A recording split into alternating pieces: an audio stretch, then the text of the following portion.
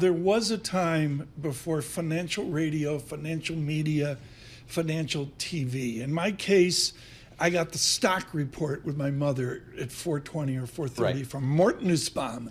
And they started with Anaconda Copper and the rest of it. Paul, the importance of Art Cashin in a comments memo 5 days a week in yellow on your desk at Payne Weber. Every single day you came into work and it was on your desk. They made sure you came into work in a vacuum. Yes, and they made sure every young person had this on their desk when they came in to really get an understanding of what Cashin's comments were about, what happened in the market yesterday from a trader's perspective, and what he was expecting to happen in the market today. And this was before, Tom, as you mentioned, there are 27,000 different sources of market commentary. There was a handful of people doing this on a regular basis and doing it well. Art was the leader, and he wrote in such a folksy, fun, interesting manner that you read. It was two pages, back to back, and single space, and you read every word. There was no headings, no titles. You just read every word, and that's part of the way act that we do, folks. I mean, you have just no idea how dour I am and serious.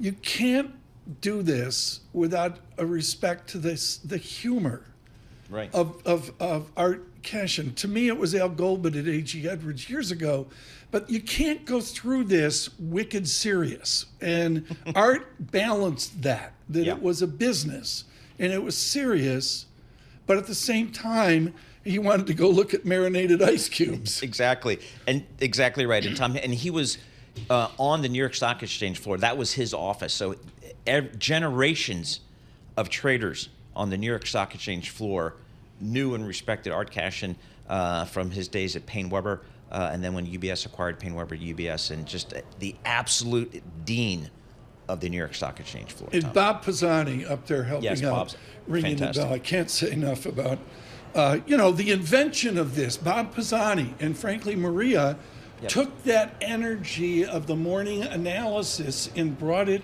over. And, I think that with Mark Haynes and others at Bloomberg as well. Dylan Radigan, a name there from many years ago.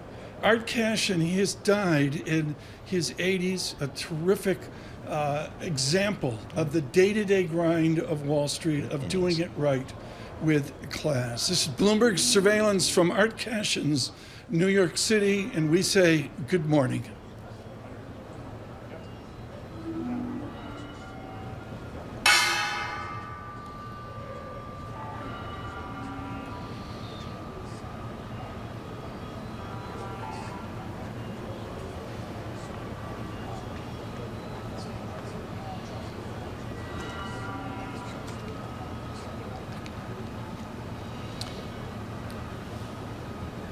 All right, that's a moment of silence for Art Cashin, dean really of the New York Stock Exchange floor, Tom.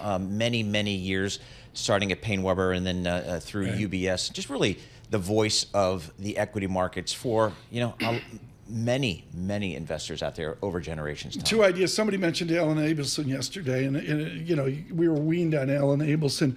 I still sit, thank you so much to Barron's, their Federal Reserve team. They were laughing at me in Jackson Hole saying, Tom, you got to get a print copy of Barron's and sit at the Saturday table with your black cup of coffee and turn the pages of Barron's. I'm still doing it, folks. One of my earliest memories, it goes back, is my grandfather, who was at the time in Chicago in that trading pit that's at the back of the Art Institute of Chicago. And Grandpa used to take me on Saturdays to the floor. Everyone's smoking cigars.